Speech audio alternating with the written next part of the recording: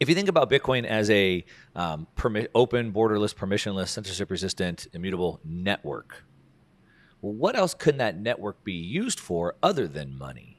So sure, everything has a first killer application. The internet was email. Electricity was a light bulb. So, for example,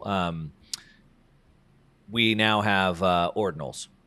Okay. And that's like NFTs. Okay, whatever. That's stupid. People argue against it, whatever. But what if we were able to put, or not what if, we are able to put books or 3D printed guns or other things that the government may want to censor. And now anybody in the world, open, borderless, permissionless censorship, could access that data, right? That's what, like, one example. It's hard for us to imagine where these things could go because we don't have those building blocks.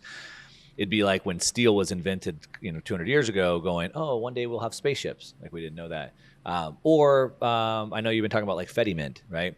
And so Fedimint's a way to pool money, but you can also do like private messaging in that pool. So now it's like a communication protocol. We've seen Jack Dorsey with his Web 5, where they're taking these decentralized IDs, these DIDs, and they're hashing it in the Bitcoin blockchain because it's a decentralized, censorship-resistant platform.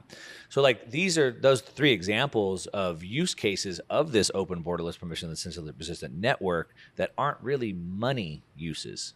Yeah, in the way that I think about this question is exactly what you said. This is a global data store in the most secure network in the world. It's the true source of information that we can depend on because we know that we can't attack this network because we know that this ledger of information cannot be changed.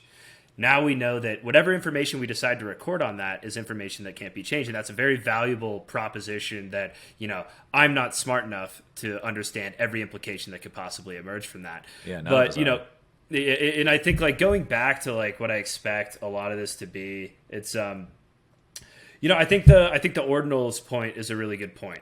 So it's something where right now people are just trading JPEGs and they're inscribing a little bit of information on the blockchain, and then they're using that to say we have these pictures that we like, and it's a collectibles market, and that's how it's emerging.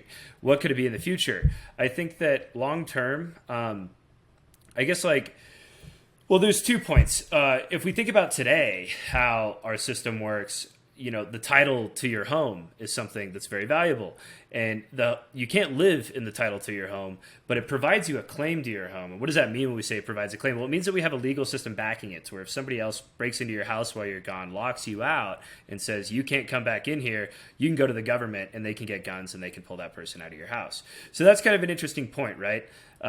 These claims and these contracts and the protection of property rights within our society are valuable because they enable us to do something like that, and they're protected under judicial system. So when I think about what would make this type of information valuable, a claim to something on an immutable blockchain, well, it does need to be respected by some sort of authority if we want to have that same type of use case for it. So if there is a form of like legal system backing that eventually emerges within a society around it, I could see that being pretty valuable. And in which case, any sort of asset like a stock or a bond or anything could be inscribed on this ledger. And except if you have to rely on this offline authority to back up the claim to the house. So I went to the crypto conference, the consensus conference last year in Austin, and my head's spinning like, what are all these people here doing? And what's the best thing you've seen? And everyone's talking about these deeds on the blockchain. I'm like, what's the point, right? So I let you live on my house. I have in the blockchain, I have the deed, but now you don't pay. I have to get you out. Well, I got to go to the court, and then they're going to want me to prove I own it. So they have to go to the recorder, and then I have to get the police and all those things. So then what's the point of the blockchain? So it seems like it works really good for digitally native stuff. Totally. Not for like physical stuff. And I don't know. That's kind of my opinion, and feel free to differ off that. But for digitally native stuff, like a 3D printed gun schematic, we know I'm going to talk about in another segment, this massive move for censorship. Of course, you saw like the Restrict Act, but it's coming from every direction, from every country to massively control the internet and just censor everything. And so we're going to have the need for that more and more. And so digitally native stuff for sure, we're going to need a place for that. Yeah. And it's the point I'm trying to make is that Exactly. These things require some sort of legal backing. So it's like, what's the efficiency that it ultimately like provides to society? Whereas, as long as the title system works, it works. It's just maybe perhaps a more efficient form of transfer, which I think is probably true for a lot of these things. But I think that in terms of long term, a lot of the value proposition that can emerge from being able to inscribe data is simply being able to like prove knowledge of very valuable things in a way that we couldn't prove knowledge about something before, which will have a lot of implications, I think, down the line. Yeah. And transfer data, right? So like I said, like the movie, what is it, Fahrenheit 451, right, where they go around and burn all the books. I don't know if you've seen that, read the book, or it was a book and then they made a movie about it. But basically they said, the world erupted into a civil war because everyone saw different information, not too unlike where we're at right now, two opposite sides. And so the way to solve everything was to get rid of all the information and have one arbiter of truth, right? So they went around burning all the books. And so if we want to, they were trying to protect those books and they were trying to memorize the books. But if we could just inscribe them into the Bitcoin blockchain and then no one could ever get rid of those books, right? Like that'd be pretty beneficial. Anyway, interesting. Let's talk about back to kind of what we see happening right now, which I think is arguably the biggest use case, the most important use case in the world. We say fix the money, fix the world. And so we can probably point back to almost any problem in society, pointing it back to a problem with the money. And so let's talk about what you think happens with that,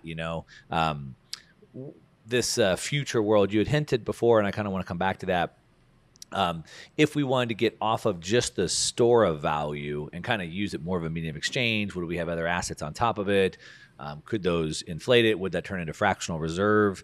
Do you have some ideas on how you think that could play out? Oh, quite a bit, Mark. Perfect. Yeah, you're going to have to shut me up. But I think the best way to start is the idea is that if Bitcoin is going to remain is going to move into the medium of exchange aspect without turning into some type of fractional reserve system, then we need the system to emerge in a way where either this would be like the Lightning Network, for example. You can always voluntarily exit from participating in the Lightning Network back to just owning your Bitcoin on the base chain. So that's an incredibly valuable characteristic. And I think that kind of like qualifies Lightning as like a layer on top of Bitcoin. I feel like the idea of layers is misused a bit. There's a lot of things that are, more like on the side of Bitcoin that are probably aren't. I would define a layer as something where you have to be able to voluntarily exit back to the layer below it in order for it to be considered that. Anything else is just kind of using Bitcoin in some sort of way. And I think that when you think about what like could emerge in fractional reserve, when we think about what's happening with like Fedimint that you were mentioning earlier, they're issuing eCash, and it's technically possible that if you are participating in Fedimint and you're using eCash for a form of trade, people that are issuing it could issue more without you knowing it.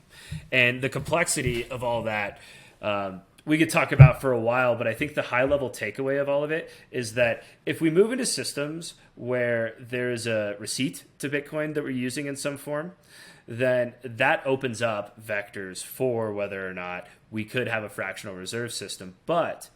And I think that this is going to be a key area of criticism, but I think that the solution is more so, I don't think it actually will be as big of a deal if these notes do emerge. The question is going to ultimately become, how efficient are these systems? How transparent is the information? And ultimately, how competitive does it become? Because when we talk about digitally native assets that are underlying some sort of note within the system, if the information is transparent enough and there's enough competition, then it's going to be very, very hard in the system to actually run a fractional reserve type institution.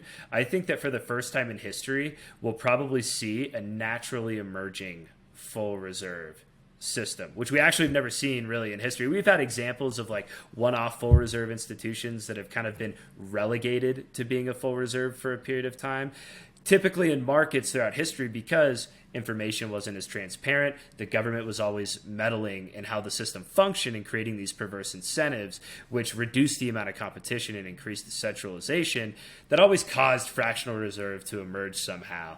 Now that we're in such a transparent system, it's just going to be very, very hard. So I think that if we do get to maturity within this, even if we do have note type systems, it's going to be very easy for individuals to bankrupt any sort of institution that goes fractional reserve. I mean, we can even see that within the fiat system today with how quickly bank runs are happening with just simply mobile money applications. Yeah. Imagine that being a digitally native Bitcoin system where the user has full control over everything. Yeah. It's going to be very hard for these institutions to maintain fractional reserves. Yeah, it's certainly going to change things. We're seeing how social media has just changing the speed has had a big effect on the banks. And so you can just figure out where that's going to go, leading to more bank runs and making it much harder for the banks to keep that